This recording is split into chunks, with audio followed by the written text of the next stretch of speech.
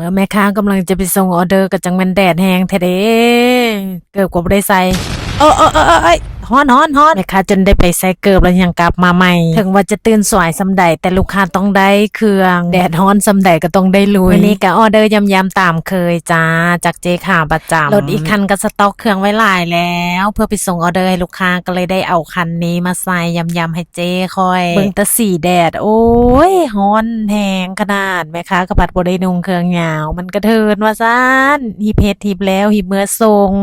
เจ๊ข่อยถ่าอยู่บ่ต้องเว้าเรื่องสีผิวแม่ค้าเลยดำดีสีบ่ตกแน่นอนเป็นแม่ค้าก็จะประมาณนี้แหละเนาะแดดก็ต้องทนฝนก็ต้องแข็งเมื่อจัดเครื่องบ่เป็นระเบียบย่านเครื่องบ่หมดรถก็ต้องได้ม้างออกมาแปลงใหม่กว่าจะสำเร็จแต่ละออเดอร์นี่บ่แม่นง่ายเลยเมื่อแม่ค้าอยู่ในทุกตำแหน่งก็จะประมาณว่าขับรถก็แม่นเฮาเซลล์ขายเครื่องก็แม่นเฮา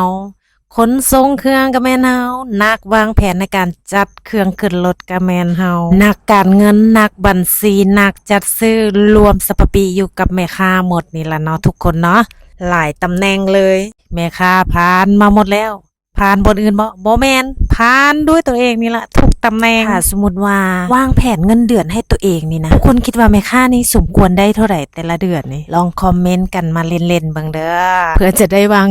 งบให้ตัวเองว่าโอ้ยเสียพ่อค้าแม่ค้าสาวขายทางอื่นเด้เคยวางงบเงินเดือนให้กับตัวเองอยู่บ่อย่าลืมคอมเมนต์มาลมกันเบิ่งเด้อ